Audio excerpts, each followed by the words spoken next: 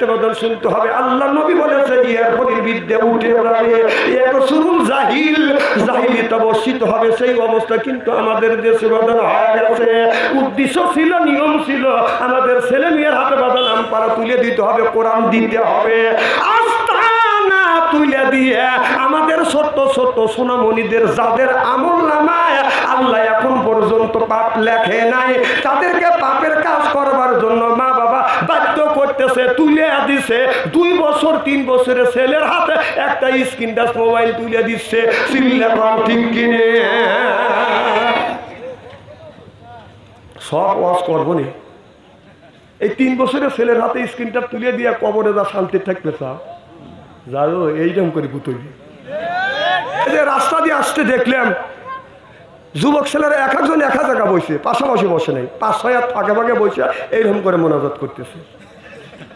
ওরা কি করতেছে? আমু দিয়ে ধ্যানে বসে ওরা চিন্তা করতেছে বাপদাদা 14 গোষ্ঠী কবরের মধ্যে শুয়ে আছে, ওরা ধ্যানে বসে দেখতেছে যে কি রকম করে ফেরেস তারা গুত হইতেছে। না না, গুতো খাওয়ানোর জন্য চেষ্টা করতেছে। কথা কর। আপনি একজন বাবা, আপনার ছেলের হাতে টাচ মোবাইল তুলে দেন, আমার দুঃখ নাই।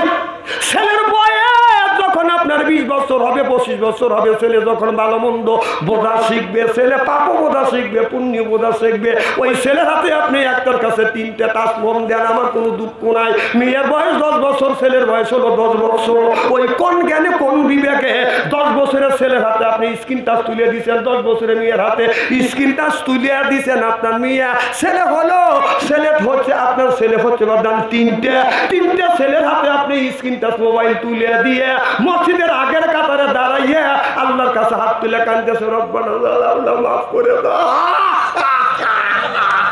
এটা ঠাক করে ব্যবহার। ছেলে আর মেয়ের হাতে স্ক্রিন টাচ মোবাইল তুলে দিয়ে পাপ করবার জন্য ওকে আরো উৎসর্গ দিয়ে মসজিদের মধ্যে ফ্যাক করে ব্যবহার দিয়েছে। তোর ব্যবহারের 5 পয়সার দাম নাই। ইস্তেরি করে শুনিয়ে দেবো, তোর ব্যবহারের 5 পয়সার দাম নাই। কে তুই করছিস কি? পাপ করবার জন্যে, পাপ করবার জন্য তাকে কোরআনের জন্য দেখো কি তুলে দিও মসজিদের আগের কাতারে ব্যবহার দিয়েছে। তোর আগের কাতার দাঁড়ানোর কোনো ক্ষমতা নাই। কে তুই মসজিদের বারান্দাটা ফ্যাক করে ব্যবহার এবি ব্যবহার। কথা কি আমার বুঝতেছে? আমার কথাগুলি বায়ান দেবে, বুঝতে হবে কি দিয়া, জোরকন কি দিয়া? আল্লাহ বলছে আল্লাহ মাহুল বায়ান,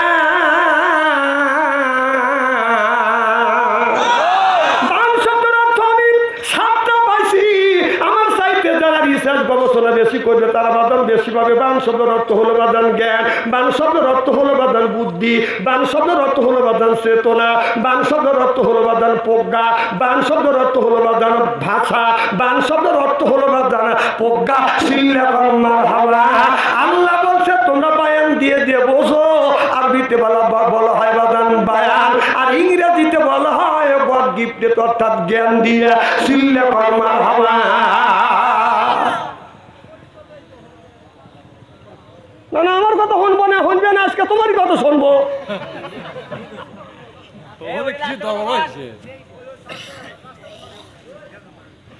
চাষটালে তো কথা বলতে 1 কাপ চা পাঠা দিবেন পারে না।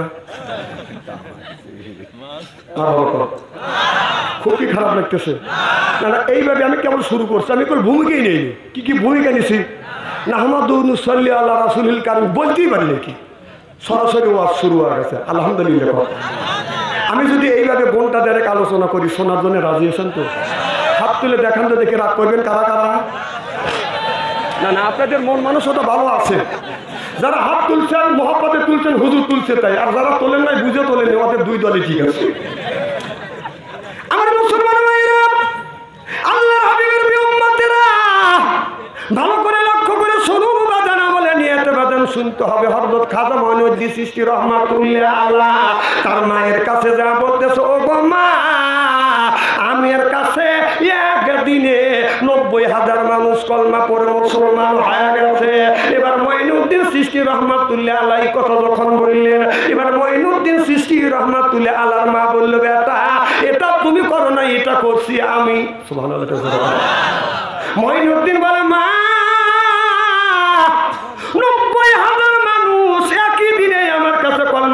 মুসলমান হইল তোমার কাছে তো এদিক টাকা সাপ দিচ্ছে নিয়ে আসুক এরা সাপ দিকে টাকা আছে এরা ভাবতেছে বাপসু আনসারে কানা বক্তা টাকা বসে দিয়ে ফরিদ ভাই কানা বক্তা আনছে চোখ দুইটা চতুর্দিকে দিয়ে বসে আছে মার হবাচ্ছে আমার ভাইয়ের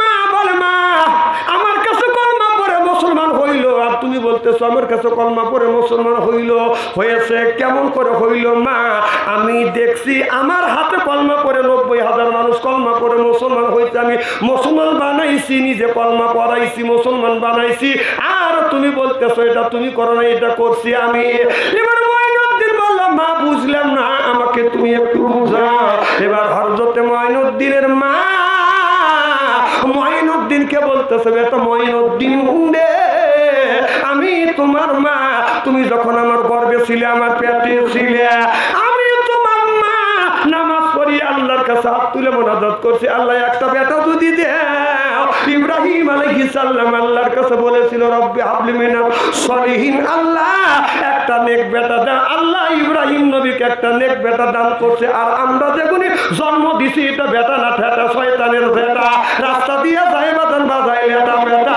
কিয়ামতের দিন খাবে যাটা বেটা আহলা তুকুম ফিতনা তুম বেটা বিটি হচ্ছে বাজান পরীক্ষার বস্তু বেটা বিটির কারণে মা বাবা নামাজ পড়ে রোজা রেখে হজ করে যাকাত দিয়ার পরেও মা বাবা কানতে কানতে জাহান্নামে যাবে সুবহানাল্লাহ মঈনুদ্দিনের মা বলে দাদা মঈনুদ্দিন তুমি আমার গর্ভে আসার আগে নামাজ পড়ি আল্লাহর কাছে বলেছিলাম রব্বি হাবলি মিনাস সলিহিন আল্লাহ একটা নেক বেটা দিও বেটা যদি দাও সেই বেটা যেন আলেম হয় হাফেজ হয় আর আমি যেন হাফেজ আর আলেমের মা হইতে পারি হাদিস শরীফের মধ্যে পড়েছি ছেলে যদি আলেম হয় কিয়ামতের ময়দানে ওই ছেলেকে নূরের টুপি পরাইবে শুধু তাই না ছেলের মা ছেলের বাবা আর ছেলে সহ নূরের টুপি পরাইয়া তিনজনকে একই সাথে একই জান্নাতে আল্লাহ দিয়ে দিবে সিল্লাপার আল্লাহু আকবার বাবা মঈনুদ্দিন তুমি যখন গর্ভে ছিলে তুমি যখন আমার গর্ভে ছিলে তাহাজ্জুদ নামাজ পড়ি আল্লাহর কাছে মুনাজাত করছি আল্লাহ ছেলে যদি দাও আলেম দিও আলেম যদি হয় আল্লাহ আমার ছেলেকে আমি ইসলামের রাস্তায় কোরবানি করবো ইসলামের সৈনিক বানাবো আল্লাহ আমার ছেলের কাছে যেন হাজার হাজার মানুষ কলমা করে যেন মুসলমান হয় ও বেটা মঈনুদ্দিন যখন তুমি আমার গর্ভে ছিলে কোলে ছিলে পেটের মধ্যে ছিলে আমি তোমার মা আল্লাহর কাছে দোয়া করছি আমার আল্লাহ দোয়া কবুল করছে এই জন্য তোমার হাতে মানুষ 90,000 মানুষ কলমা পড়ে মুসলমান হয়েছে সিল্লাল্লাহু আল্লাহু আকবার নারায়ে তাকবীর আল কোরআনের আলো নারায়ে তাকবীর আর আমাদের মা বোনেরা পেটে বাচ্চা আসলে নামাজ পড়েই বাজে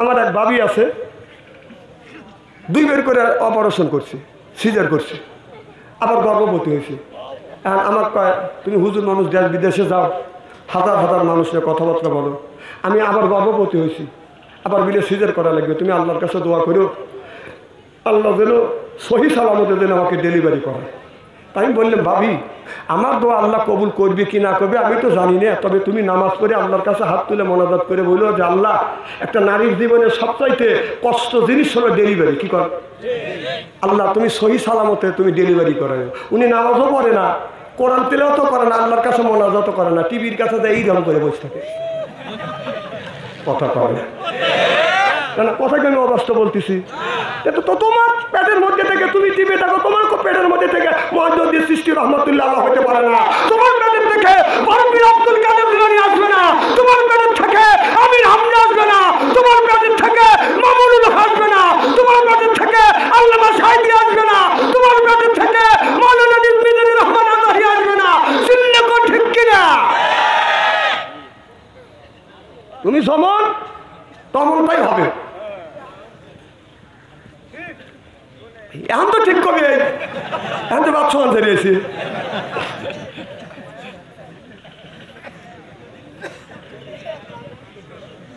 এই জন্য কবি বলে কাক যদি কোকিল হয়ে ডাকে কুহু কুহু, লাপিত কি রাজার পোশাক পরে দেশ চালাইতে পারে। নারী যদি পুরুষ হইয়া যদি দাবি করে পুরুষ হইতে পারবে নারী, চারটা জিনিস থাকে বাকি রে, চারটা জিনিস থাকে বাকি।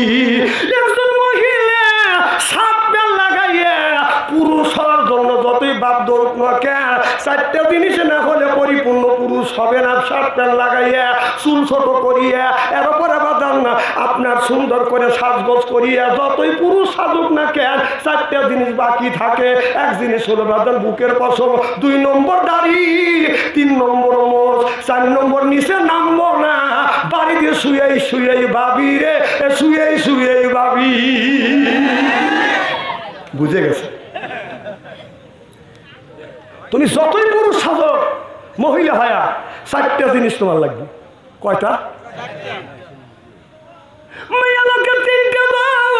মুখে নারী নাই রে বস, আর একটা জিনিস না ভাই বলাই নাই নুডি। কারণ এই যে এই মানুষকে আল্লাহ পুরুষকে বাদান আপনার এই যে 5টা আঙুল দিছে, এ হাতে 5টা, এ হাতে 5টা, পায়ে তো 5টা, এ পায়ে তো বাদান 5টা। আমারও নাক আছে, মহিলারও নাক আছে, আমারও চোখ আছে, মহিলারও চোখ আছে, আমারও মুখ আছে, মহিলারও মুখ আছে। মহিলা খায়, আমু খায়, সে পায়খানা পেশাব করে, আমু পায়খানা পেশাব করি। তবে পুরুষের মোষ হয়, দাড়ি হয়, বুকে পশম হয়, নারীদের হয় না কেন? ঠিক না? আমি কি বলছি? ঠিকের কথা বলছি। নারীদের হয় না কেন? আমি প্রশ্ন করছি আপনাদের কাছে। কারণ আমাদের মোষ আছে, দাড়ি আছে, বুকে পশম আছে, আর মেয়েদের কিছু বললে ভাই দোকানদার ভাইরা 2500 টাকা দিয়েছে, মাত্র দোকানদাররা 2500 টাকা দিয়েছে। আল্লাহ দোকানদার দাম তুমি কবুল করো, মনের আশা পুরো করো, জোর করো। আমি এখনই কালেকশন করবো। আমার সিস্টেম আমি করি কে। আপনারা খালি আল্লাহ আল্লাহ করেন, কখন কালেকশন করা লাগে, কখন কি করা লাগে দেখি, ইনশাল্লাহ চেষ্টা করি। আমার ভাই আমার আল্লাহ বলে মানে নিশ্চয়ই আল্লাহ দিনে যারা ঈমান আনবে ওই আল্লাহর উপরে ও আমিলু সলিহাত, আর যারা নেক কাজ করবে, 1 নাম্বার ঈমান, 2 নাম্বার নেক কাজ।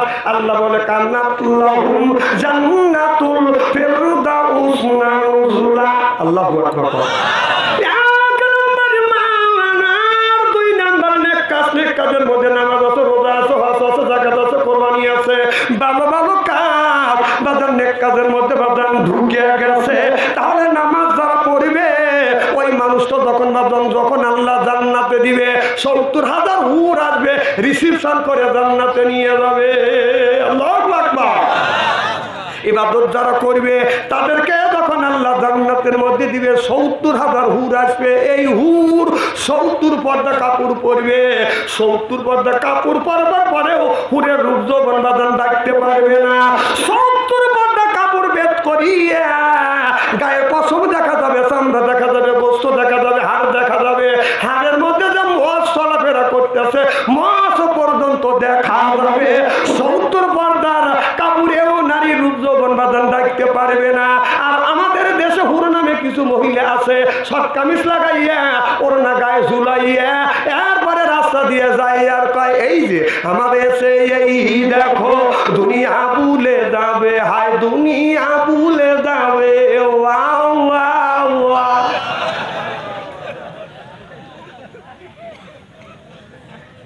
আজকে ওয়াজ হচ্ছে, এখানে ও তাফসির হবে। আজকে ওয়াজ হবে, কালকে আগামীকাল টলে টলে তাফসির হবে। যত